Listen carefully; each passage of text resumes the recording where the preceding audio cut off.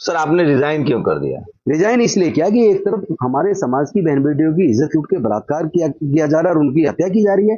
मूछ रखने में समाज के युवाओं की हत्या की जा रही है, घड़े छूने पर हत्या की जा रही है, मंदिर में प्रवेश पर हत्या की जा रही है, मूर्ति छूने पर हत्या की जा रही है। पूरा बहुजन समाज जो जानना कह रहा है कि आप बहुजन समाज के हीरो हैं, अम्बेडकरवादी हैं, लेकिन लोग कह रहे हैं कि आपकी पार्टी ने आपके साथ मतलब क्या आपने मर्जी से इस्तीफा दिया है या पार्टी का दबाव था? दिल्ली से हुई है, चाहे एजुकेशन का मामला हो, चाहे हेल्थ का मामला हो, चाहे बिजली पानी का मामला हो, चाहे महिला सुरक्षा का मामला हो, चाहे बुजुर्गों की के लिए जो इतने अच्छे होम बनाए उसका मामला हो, चाहे तीर्थ यात्रा योजना का मामला हो। इससे बीजेपी इतनी घबरा गई है कि दिल्ली का ये काम का मॉडल पंजाब ने पसंद किया, पंजाब में इतनी भारी बहुमत से सरकार बनी और अब गुजरात के बीजेपी बौखला गई है। जो समाज में एक मैसेज गया कि शायद पार्टी आपके साथ खड़ी नहीं थी इसलिए आपने दुखियों को नहीं, मेरे आप इस प्रॉब्लम एक बात कहना चाहता हूँ शंभू जी, मेरे समाज में एमएलए मंत्री बनने नहीं आया हूँ। बहुत से लोगों को शायद संदेह हो तो मैं क्लियर कर दूं, मैं पहले से डॉक्टर बाबा साहेब अम्बेडकर का कट्टर सिपाही हूँ। मेरी पूरी जिंदगी का पढ़ लीजिएगा, मैं उस रास्ते पे चलते हुए कभी उस रास्ते से हट ही नहीं सकता। मैं मर सकता हूँ, झुक नहीं सकता, टूट नहीं सकता और अपनी विचारधारा से किसी कीमत पे नहीं हट सकता। अरविंद केजरीवाल जी का इसमें कोई लेना देना नहीं है, उनको इस प्रोग्राम का पता नहीं है, उनको इसमें घसीटना, मेरी पार्टी को घसीटना। इसका मतलब गुजरात में चूंकि जो एक नई राजनीति की शुरुआत हुई है,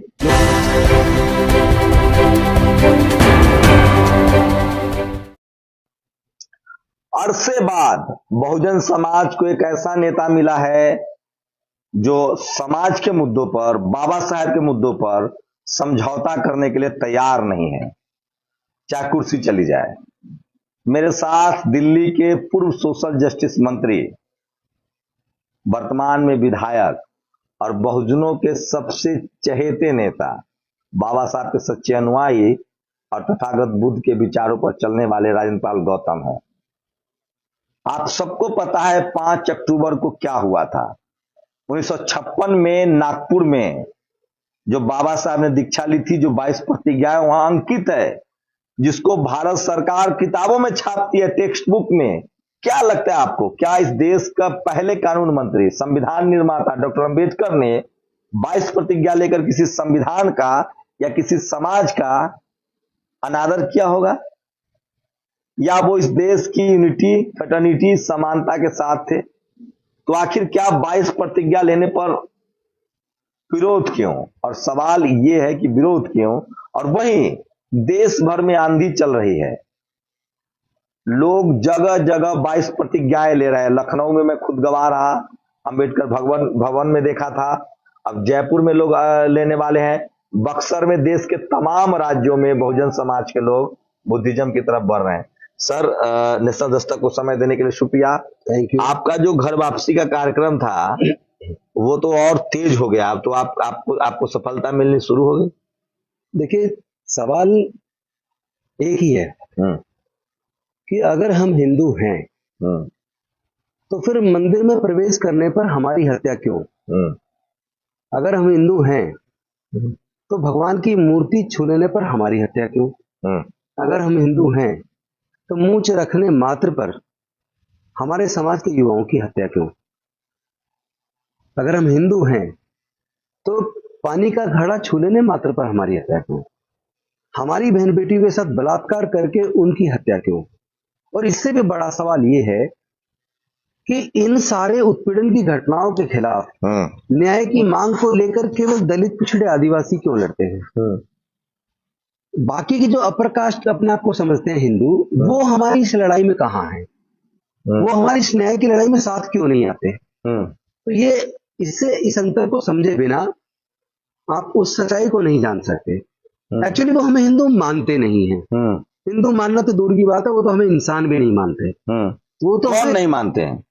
जो लोग जातिवादी मानसिकता से ग्रसित हैं, जो लोग देश के सारे संसाधनों पर कब्जा किए हुए हैं, वो लोग जिन्होंने धर्मशास्त्रों में लिखकर 3500 साल तक हमें हमारे पढ़ने लिखने पर धार्मिक बंदिश लगा के, तो अब तो कह दिया आपके इस प्रकरण के बाद 5 तारीख को यह प्रकरण हुआ, 7 तारीख को बयान आया मोहन भागवत का, आरएसएस प्रमुख का, कि हम जाति और वर्ण खत्म करेंगे और हमारे लोगों को माफी मांगनी चाहिए जो हमारे पूर्वजों ने गलती की है, शर्म नहीं आनी चाहिए।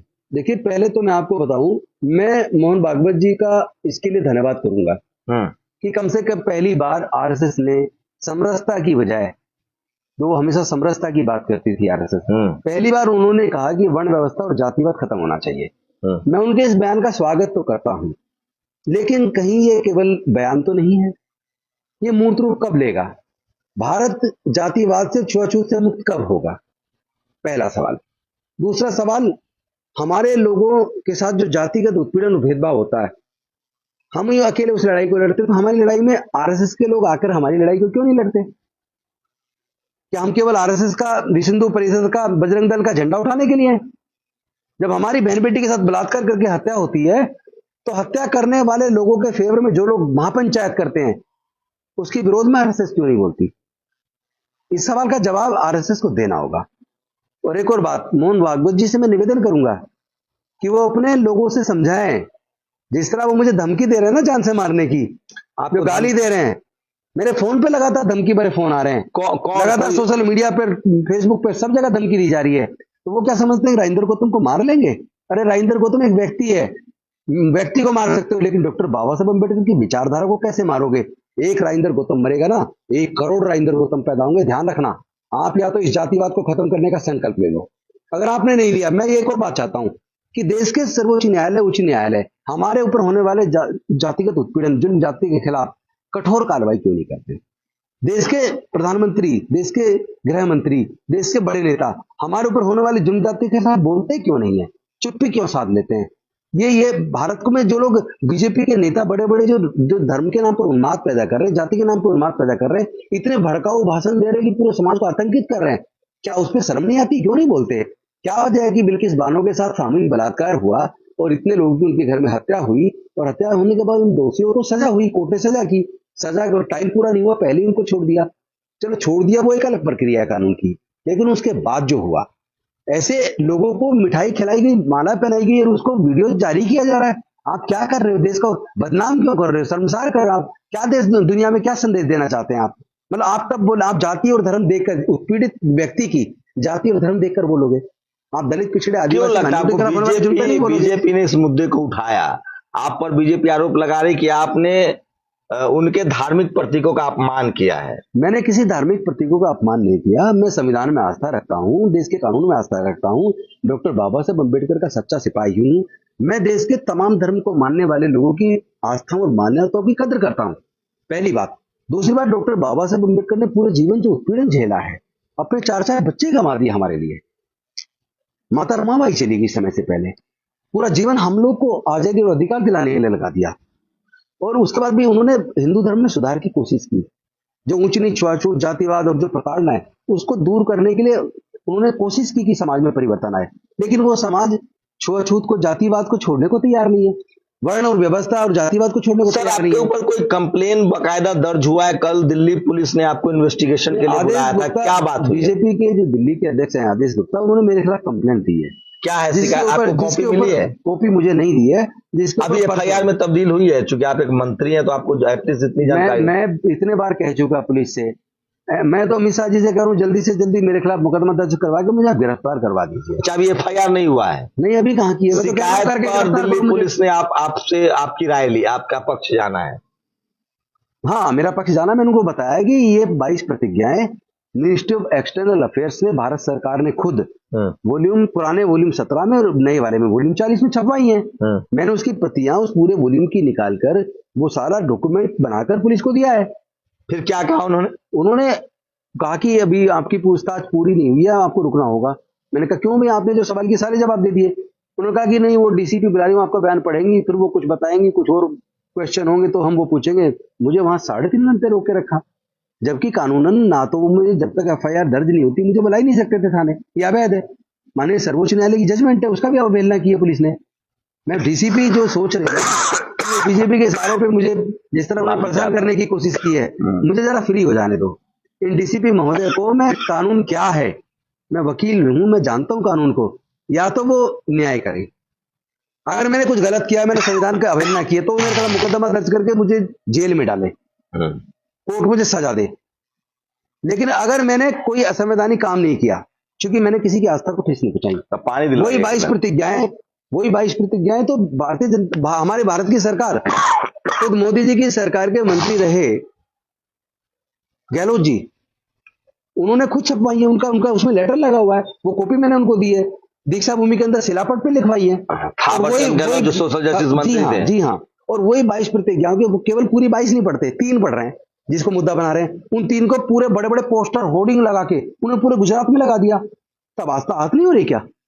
ये लगता है ये आम आदमी पार्टी और बीजेपी की लड़ाई है, आपको मोहरा बनाया जा रहा है। नहीं नहीं, ये बेसिकली गुजरात में बीजेपी हार रही है, आम आदमी पार्टी भारी बहुमत से जीत रही है, इससे बीजेपी घबरा गई है। क्योंकि जो वायदे माननीय प्रधानमंत्री नरेंद्र मोदी जी ने देश के साथ किए थे, एक भी वायदा उन्होंने पूरा नहीं किया। आप देख लीजिए रिकॉर्ड निकाल के। उन्होंने कहा था वो ब्लैक मनी वापस लाएंगे, लेकिन ब्लैक मनी वापस आने के बजाय 1.5 गुना बढ़ गई। उन्होंने नोटबंदी की, ये कह के कि ब्लैक मार्केटिंग, ब्लैक मनी और आतंकवाद खत्म होगा, लेकिन वो तो अभी भी चल रहा है आतंकवाद, ब्लैक मार्केटिंग भी चल रही है, ब्लैक मनी बढ़ गई है। और उस नोटबंदी की वजह से सैकड़ों लोगों की बैंकों में लाइन में लग के जान चली गई, लाखों लोगों के रोजगार चले गए, फैक्ट्रियां बंद हो गई। कौन जिम्मेदार है, कौन दोषी इसके लिए? इसके लिए खटगरे में खड़ा करना चाहिए मोदी जी को। और जितने उन्होंने वायदे किए, अच्छे दिन का वायदा किया, क्या वो मैंने सुना है, इस तरह की खबरें आ रही है कि पुलिस कह रही थी कि आप अरविंद केजरीवाल का नाम लें। पुलिस तो पता नहीं क्या क्या कहती है, पर मैं, क्या ऐसे कुछ सवाल हैं जो आप बताना चाहेंगे? उन्होंने सवाल पूछा कि क्या अरविंद केजरीवाल जी को और आपकी पार्टी को इस प्रोग्राम का पता था? मैंने कहा नहीं पता था। उन्होंने कहा कि क्या आप उस प्रोग्राम में आप मौजूद थे? मैंने कहा मैं था। उन्होंने पूछा कि कौन आयोजक था? मैंने मिशन जय भीम और भारतीय बुद्धिस्ट सोसाइटी में आयोजक थी। उन्होंने कहा कि क्या ये 22 प्रतिज्ञाएं आपने भी दोहराई हैं?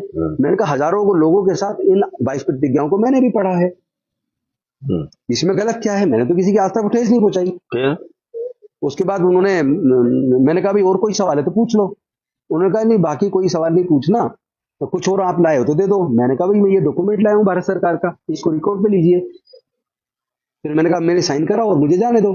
उन्होंने कहा नहीं, वो डीसीपी साहब बुला रही है, वो बयान को पढ़ेंगे, फिर वो सवाल होंगे। क्या लग रहा है आपके यहाँ दिल्ली की पुलिस जो है वो अमित शाह देखते हैं, क्या लग रहा है? मैं पुलिस से पूछना चाहता हूँ, परवेज साहिब सिंह वर्मा इतने भड़काऊ भाषण दे रहे हैं, पूरे इतनी बड़ी कम्युनिटी को आतंकित कर रहे हैं, उनके नेता उलझुल धमकी देने वाले भाषण देते रहते हैं आए दिन, उन पर पुलिस कार्रवाई क्यों नहीं करती है? पुलिस क्या बीजेपी की पुलिस है? क्या भारत सरकार की पुलिस नहीं है? उस पुलिस को पावर किसने दी है? भारत के संविधान ने दी है, बीजेपी ने नहीं दी। लेकिन बीजेपी के लिए काम कर रही है पुलिस भी, ईडी भी। बताओ ना, बीजेपी वाले को एक के खिलाफ भी छापा नहीं डलता, क्यों? बीजेपी के एक नेता को बता दो जिस पे छापा पड़ता हो। सर आपने रिजाइन क्यों कर दिया? रिजाइन इसलिए किया कि एक तरफ हमारे समाज की बहन बेटियों की इज्जत लूट के बलात्कार किया जा रहा है और उनकी हत्या की जा रही है, मुंह चरखने में समाज के युवाओं की हत्या की जा रही है, घड़े छूने पर हत्या की जा रही है, मंदिर में प्रवेश पर हत्या की जा रही है, मूर्ति छूने पर हत्या की जा रही है। ना तो उस पर देश के प्रधानमंत्री बोलते हैं, ना गृह मंत्री बोलते हैं। मेरा तो सीना चलनी होगा रोज रोज इस तरह की खबरें देखकर।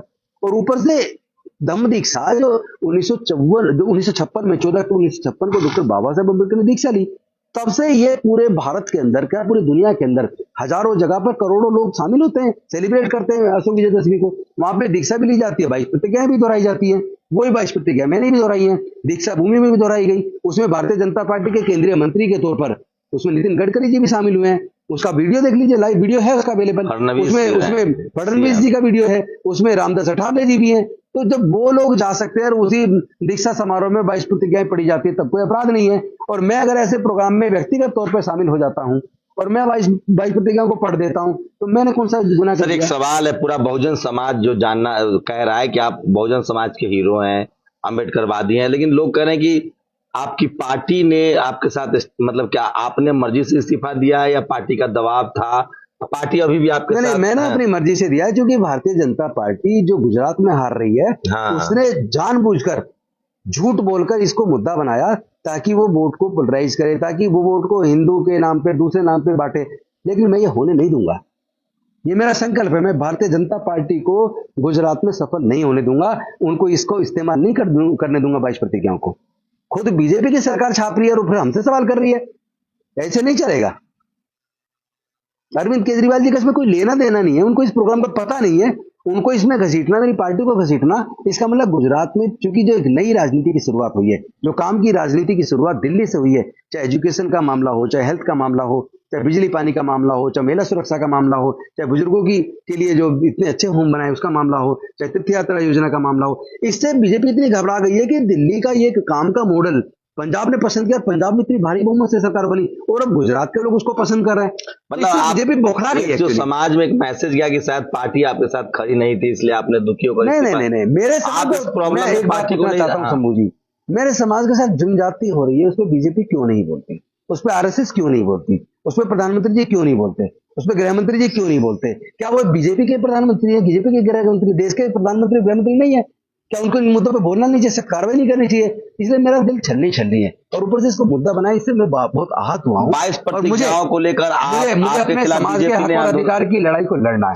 आंदोलन, बीजेपी ने आपके घर का घेराव किया, हिंदूवादी संगठनों ने, बीजेपी के नेताओं ने प्रेस कॉन्फ्रेंस की, तो आगे आपकी क्या रणनीति होगी? क्या जो आप धम्म का विचार है उसे आप त्याग देंगे, इसको लेकर आगे बढ़े? अगर अगर देश के शक्तिशाली लोग, खासतौर पर आरएसएस और उनके संबंधित ऑर्गेनाइजेशन, अगर अपने स्तर पर भारत से जातिवाद को खत्म करने का कोई ठोस रणनीति टाइम बाउंड नहीं बनाते, तो मैं आपको बता रहा हूं पूरा भारत बौद्धमय बनेगा, रोक नहीं पाएगा कोई। पार्टी का कोई दबाव नहीं था पर इस्तीफा नहीं, देने मेरे के पे लिए? किसी का कोई दबाव नहीं, मेरे पे कोई दबाव डाल भी नहीं सकता। मैं डॉक्टर आप बाबा चाहते साहब थे- अम्बेडकर जी का सिपाही हूं, मैं मर सकता हूं, झुक नहीं सकता, मुझे कोई नहीं निभा सकता। आप चाहते थे कि इस कंट्रोवर्सी में पार्टी कहीं नहीं है, चूंकि बस आपका इसीलिए इसीलिए इसीलिए मैंने ये निर्णय लिया। वैचारिक रणनीति, ये वैचारिक एक्चुअली लड़ाई ये है। वैचारिक लड़ाई है, ये मनवाद और अम्बेडकरवाद, ये दो जो विचारधारा है देश में, इनके बीच में लड़ाई है। अम्बेडकरवाद से देश बचेगा, मनवाद से देश जलेगा। मुझे देश को बचाना है। कौन लोग धमकियां दे रहे हैं आपको? बहुत इतने सारे फोन आए धमकी के, किसका मैं वो बताऊं? इतने मेरे ट्विटर पे देखो, फेसबुक पे देखो, कितनी गालियां, कितनी धमकियां लिखी हुई हैं।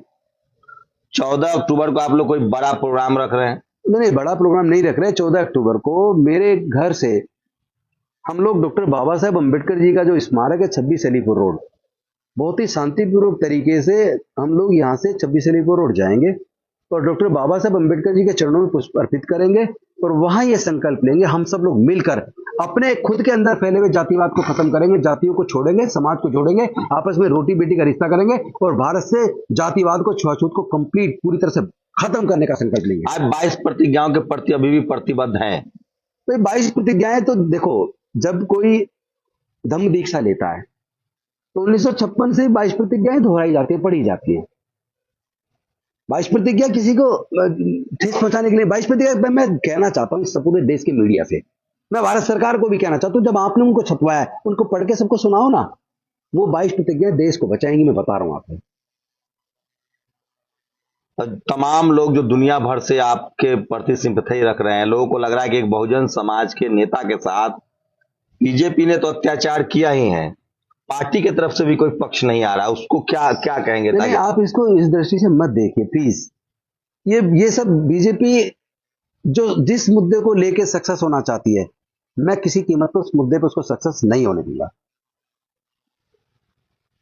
आप मतलब जिस तरह से आरएसएस और बीजेपी की जो आइडियोलॉजी है उसके लिए आप मंत्री पद भी कुर्बान कर सकते हैं, उसके खिलाफ मंत्री पद छोटा है, मैं अपनी जान कुर्बान कर सकता हूं। मैं हटने वाला नहीं हूं, मैं कट्टर सिपाही हूं बाबा साहब का। क्या लगता है बीजेपी ने जो आपके खिलाफ जो कैंपेन शुरू किया है और अब उसमें पुलिस भी मैं बीजेपी को धन्यवाद करूंगा, आपने कैंपेन चलाया। कम से कम ये 22 प्रतिज्ञाएं पूरी दुनिया में चली गई, और ये जो रोज रोज का छूत जातिवाद के आधार पर हमले होते हैं ना हमारे समाज पे, हमारा समाज तैयार हो रहा है। हमारा समाज न्यायपूर्ण तरीके से, संवैधानिक तरीके से अब इस लड़ाई को लड़ेगा। अब वो चुप नहीं बैठेगा, ये लड़ाई हम लड़ेंगे और न्याय पाके रहेंगे।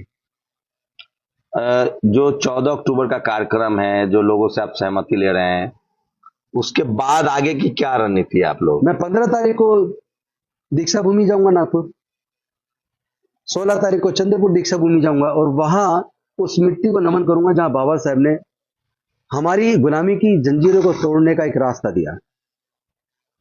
मतलब अब आप पूरी तरह से जो बाबा साहब का जो अंतिम विचार था कि भारत बुद्धमय हो, प्रबुद्ध भारत बने, बौद्धमय भारत बने, समता, स्वतंत्रता, बंधुता, न्याय, करुणा, मैत्री, प्रज्ञाशील। बुद्ध का भारत से गया। जब पूरी दुनिया स्वीकार कर रही है तो भारत के लोगों को स्वीकार में नहीं आने वाली। ये बात तो फैक्ट है कि बीजेपी गुजरात में इसको मुद्दा बनाना चाहती, माफ कीजिएगा हम फिर से जुड़ गए हैं, तो बीजेपी राज्यपाल गौतम जी से पूरी बातचीत में साफ हो गया कि पार्टी की तरफ से कोई दबाव नहीं था उन पर। वो चाहते थे कि बीजेपी गुजरात में इसका पॉलिटिकल फायदा ना उठा पाए, जिसकी बीजेपी कोशिश कर रही है।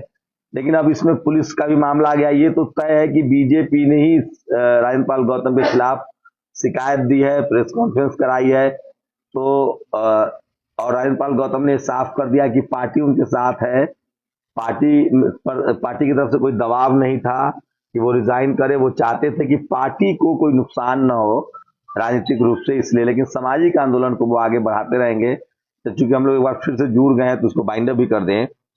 लास्ट में मेरा वही सवाल था कि पूरे देश के बहुजन समाज आपसे चाहता है कि आप उनसे क्या चाहते हैं, समाज से अब क्या एक्सपेक्टेशन है? बस एक सबसे बड़ा एक ही मैं समाज से निवेदन करता हूँ और हाथ जोड़ के करता हूँ। हाँ, आपको ये जरूर सोचना पड़ेगा कि जाति किसने बनाई। कुदरत ने जाति नहीं बनाई, पूरी दुनिया में जाति नहीं है। और जाति बनाने से फायदा किसको हुआ और नुकसान किसको हुआ। अगर जाति की वजह से हमें नुकसान हुआ, अगर जाति की वजह से हमारा उत्पीड़न है, तो फिर हम जाति को जिंदा क्यों रखे हुए हैं? हम जाति को खत्म करने को तैयार क्यों नहीं है? हम आपस में रोटी बेटी का रिश्ता क्यों नहीं करते? जब हम आपस में खुद ही रोटी बेटी का रिश्ता नहीं करते, खुद ही हम आपस में जातिवाद बढ़ाए हुए हैं, तो फिर जाति खत्म नहीं होगी तो फिर उत्पीड़न झेलते रहो। जाति को जिंदा हम ही तो रखे हुए हैं। समय आ गया जाति को खत्म करना होगा, हमें अपने आपस में रोटी बेटी का रिश्ता करना होगा। क्या आपके घर पर जो प्रदर्शन हुआ था उस पर आपको डेमोक्रेटिक राइट से कोई प्रदर्शन करे? क्या आप लोगों को व्यक्तिगत निजी तौर से भी जाति को लेकर भी कुछ कहा जा रहा है, गालियां दी जा रही है? सब कुछ कहा जा रहा है, पर मैं आपको बता दूं आपके चैनल के माध्यम से, मैं डरने वाला नहीं हूं। और ये जो मुझे डराने की कोशिश कर रहे हैं ना, आप एक राजेंद्र गौतम को मारोगे, एक करोड़ पैदा होंगे। आप जिंदगी भर पछताओगे हमने ऐसा क्यों किया। और मैं चाहता हूं आरएसएस के मोहन भागवत जी से अपने लोगों को कहिए वो गाली देना और धमकाना बंद करें, क्योंकि ये भारत देश ऐसे नहीं चलेगा जिस तरह ये लोग चलाना चाहते हैं। आप फूले पेरियार अंबेडकर की जो विचारधारा उस पर काम करते रहेंगे? निश्चित तौर पर मेरा पूरा जीवन उसी के लिए समर्पित है। मैं यहाँ एमपी एमएलए मंत्री बनने नहीं आया हूँ। बहुत से लोगों को शायद संदेह हो, तो मैं क्लियर कर दूं, मैं पहले से डॉक्टर बाबा साहेब अम्बेडकर का कट्टर सिपाही हूँ। मेरी पूरी जिंदगी का पढ़ लीजिएगा। मैं उस रास्ते पे चलते हुए कभी उस रास्ते से हट ही नहीं सकता। मैं मर सकता हूँ, झुक नहीं सकता, टूट नहीं सकता, और अपनी विचारधारा से किसी कीमत पे नहीं हट सकता। तो ये राजेंद्र पाल गौतम है। और सोचिए कि बहुजन समाज ऐसे ही नेताओं को तो चाहता है जो अपने फायदे छोड़कर समाज के हितों के लिए कुर्बानी देने के लिए तैयार हो। दो सवाल जो देश के बहुजन समाज के लोग जानना चाहते थे, राजेंद्र पाल गौतम जी ने दोनों सवाल को साफ कर दिया कि बीजेपी आरएसएस के लोग उनको धमकी दे रहे हैं, तमाम ऐसे संगठन उनको धमकी दे रहे हैं, उनके साथ गाली गलौज हो रही है, जान मारने की धमकियां दी जा रही है। इस्तीफा पर उन्होंने साफ कर दिया है कि पार्टी की तरफ से कोई दबाव नहीं था। उन्होंने इस्तीफा दिया है कि पार्टी को कोई नुकसान न हो, और उससे बड़ी बात है कि बीजेपी कोई फायदा न ले। बीजेपी इसको राजनीतिक इशू बना रही है और पुलिस का भी अब इसमें इस्तेमाल हो रहा है। राजेंद्र पाल गौतम ने साफ कहा है कि वो धम का जो पूरा जो आयोजन है, जब तक बाबा साहब का जो सपना है और जो 22 प्रतिज्ञा है वो भारत सरकार छापती है, इसलिए उस पर उनको भारत सरकार अगर किताबें छाप रही है तो उसको पढ़ने में क्या दिक्कत है। फिलहाल बीजेपी इसको राजनीतिक एजेंडा बना रही है, पॉलिटिकल एजेंडा बना रही है।